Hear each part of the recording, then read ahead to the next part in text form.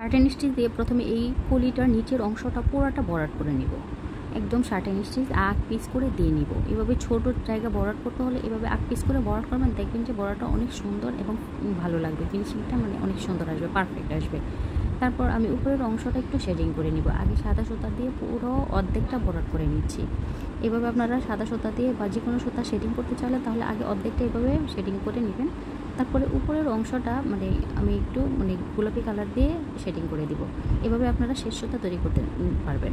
এরকম আরও সুন্দর এবং গুরুত্বপূর্ণ টিপস পেতে আমাদের ভিডিওগুলো অবশ্যই শেয়ার করে রাখতে পারেন, যাতে করে পরবর্তীতে দেখে আপনারা করতে পারেন।